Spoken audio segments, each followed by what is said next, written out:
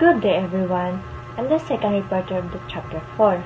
Alright, since the weaknesses of Filipino are already slightly discussed, and now I'll be going to discuss continuously to this topic. So, the next weaknesses of Filipino is passivity and lack of initiative. Waiting to be told what to do relies on others, leaders, and government. Complacence, lack of sense of urgency. There is a high intolerance of inefficiency, poor service, and even violation of one's right. To patient and materialism to easily resign to his fate. The Filipino is easily oppressed and exploited. Filipinos sometimes hesitate to take action, preferring to follow orders rather than make independent decisions. This can lead to inefficiency as people wait for this direction instead of addressing problem themselves. Like kanang pag passivity, it means kanang initiative kay nakita na nimo nga nahugaw pero dili nimo siya lihokon. Like as a Pilipino gani kay everyday nga makakita ta basura sa kilid, dili na sa kilid-kilid sa daan, dili na to kwaon kay tungod wala tay action kay tungod mga na ato like pasada nato like na then maghuwat lang ta nga kanang you always to wait someone to tell you nga palimpyo na o kanang buhatan na later na sa mga elders nga suguan ka ara na kamulihok if nay masugo sa imo ha. Then I give you some example of this. In a group project and school, some students might wait for the leader to assign tasks instead of volunteering to contribute ideas or take responsibility. As a result, the project process slowly with only a few members actively working. So muna, if kung wala o dili mo tanan magbuhat, walay collaboration may tanan, that's why ang ihang project kay dugay mahuman og unsa pasad kanang walay kanang dili na indot ang paghimo sa inyong project. So, I give you another example of passivity and lack of initiative. So, for example, sa kabarangay, nanay kanal. Then, ang kanal kay hugaw. Then, ang mga tao kay gawin, wala lang. Like, tanawa lang nato, nga daghag hugaw. That's why that kanang pasagda na ganin nato nga. Wala, kay Pinoy mo ta, pataka lang taglabay, nga maghuwat lang ta nga ang gobyerno na mo action, then wala ta kahibaw ba nga nakalimta nato nga we are Filipino nga natay responsible as a citizen. That's why instead of waiting, they should take initiative and be responsible citizens. So passivity all over is I like it depends others. Nagdepende na lang tanga. Pasingan na lang ito ang gobyerno nga. Wala tayong makaon. That's kanang pag COVID sad kaysa ilahan natin nag-depends. Wala na tayo on na ito nga decision.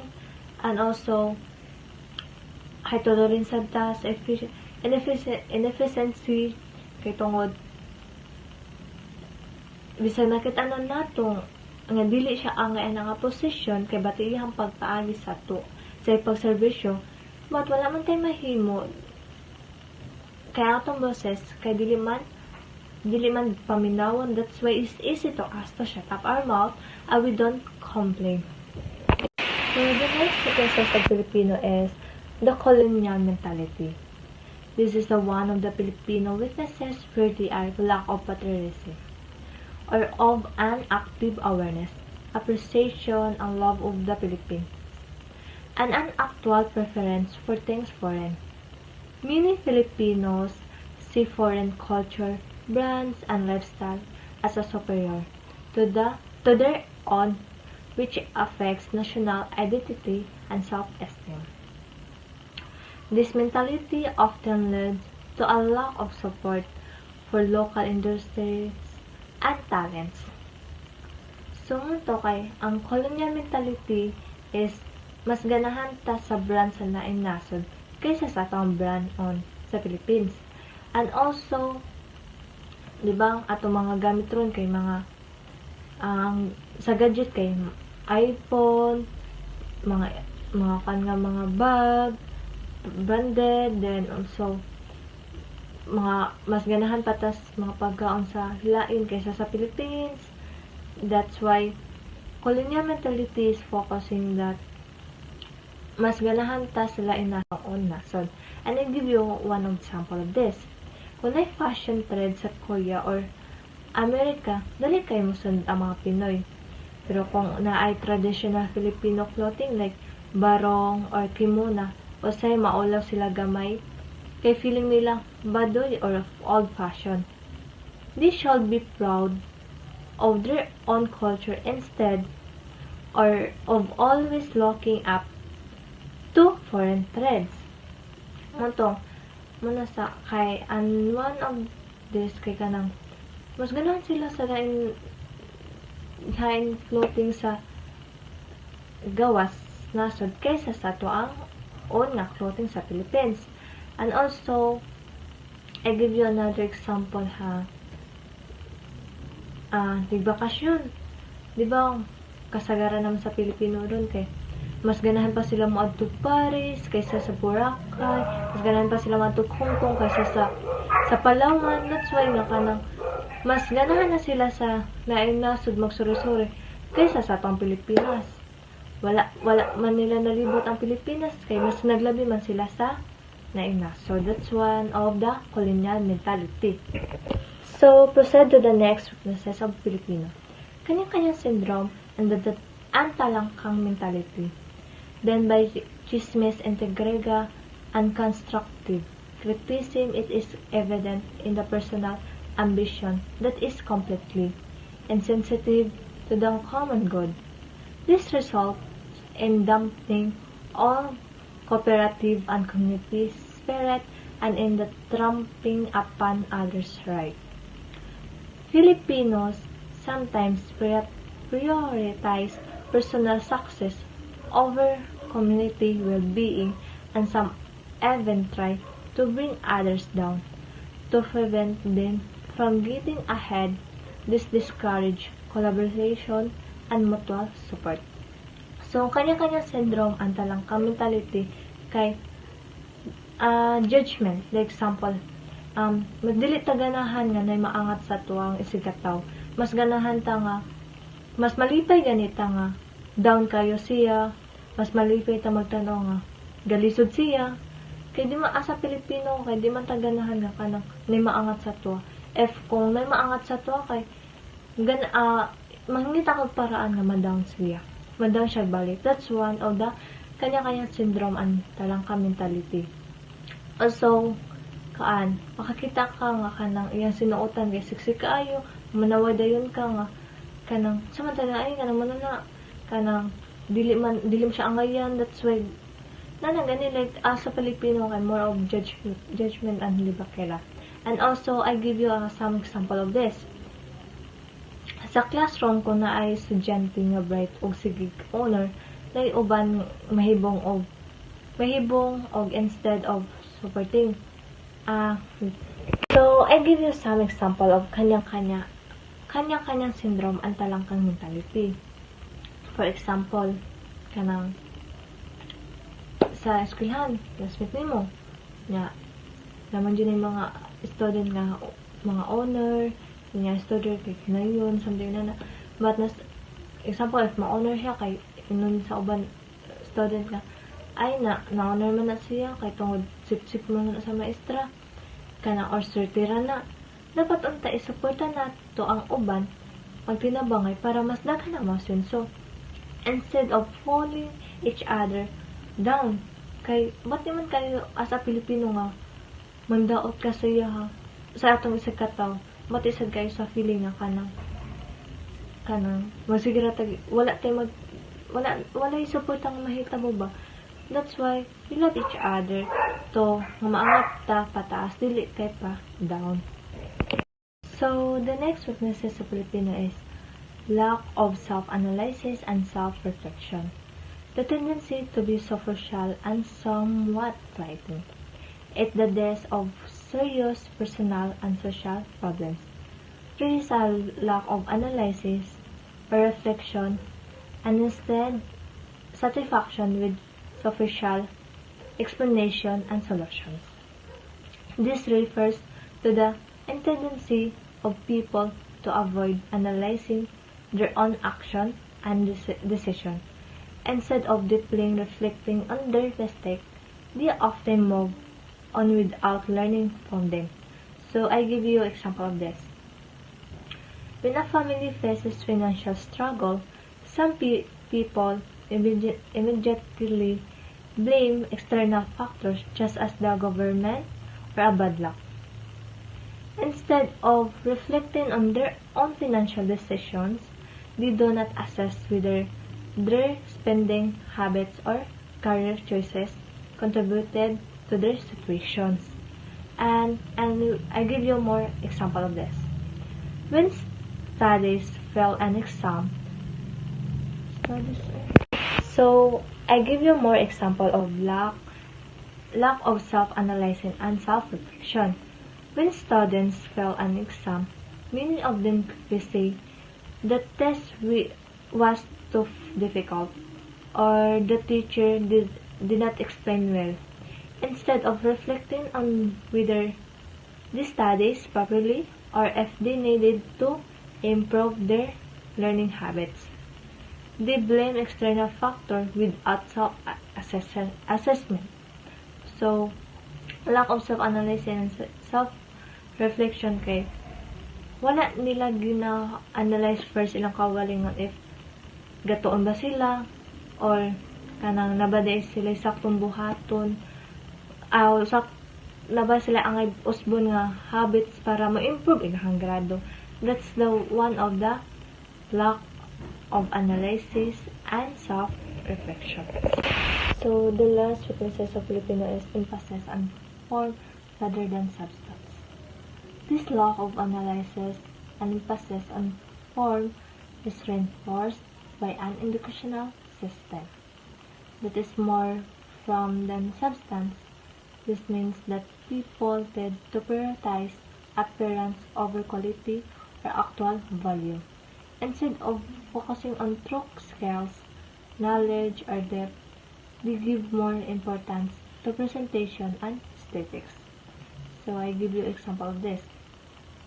In school, many students focus on making their presentation visually appealing using colorful PowerPoint, slides, flashy fonts, and flashy animations. However, when the teacher asks questions, their explanation lacks depth, and the research is weak. So this shows that they put more effort into presentation rather than actual learning. So I give you another example. Daghang politicians sa Philippines ang maayo sa speech. Nindot og outfit og daghan og camping materials. Pero inig human sa elections, walay klarong performance of implementation sa ilang mga saad puro reforma, walay substance. That's one of the emphasis on form rather than substances. Nga may lang sa action pero wala sa buhat.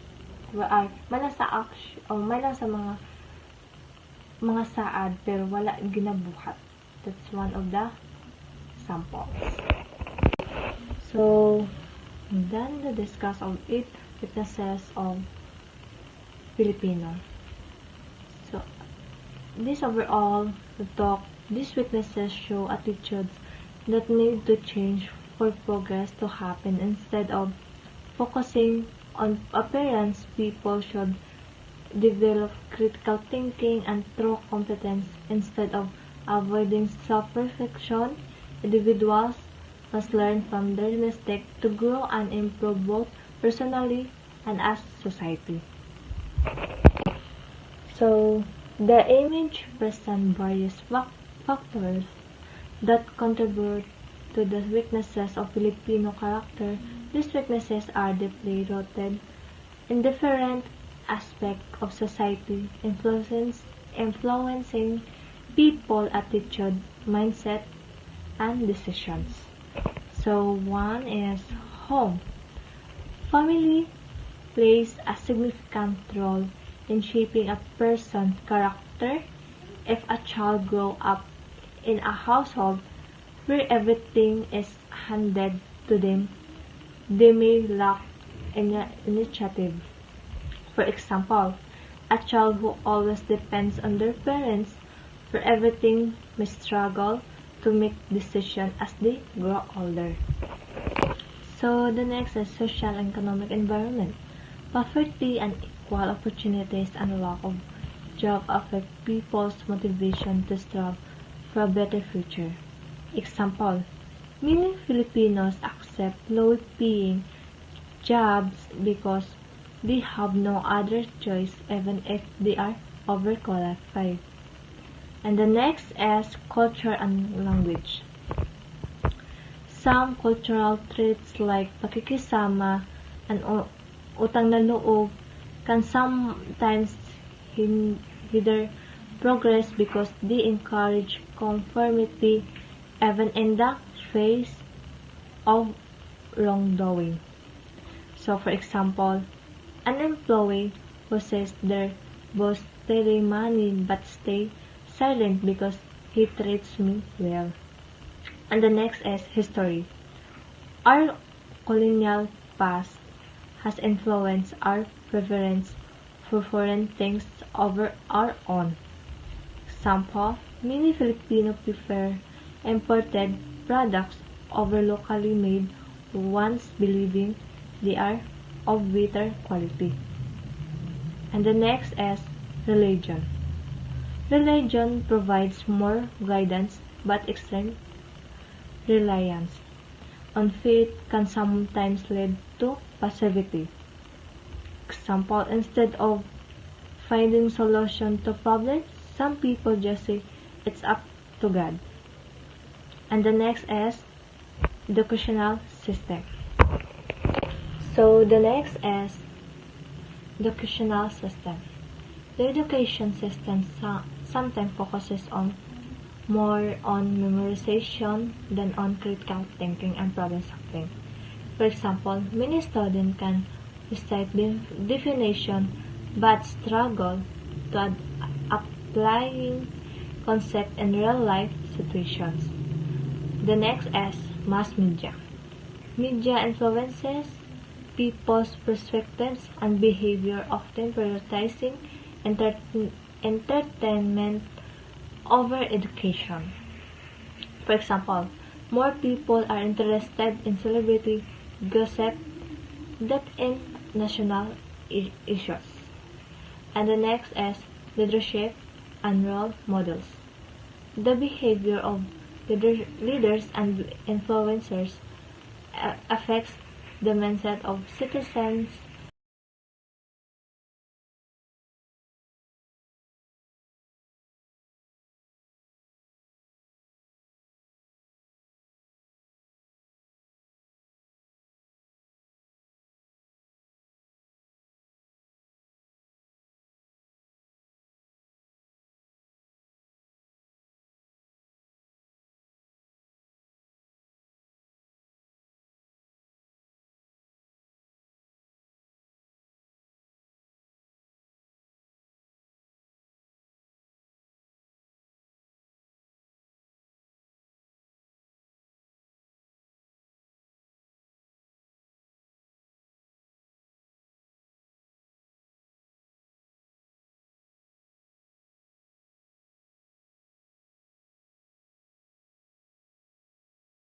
So the next is educational system.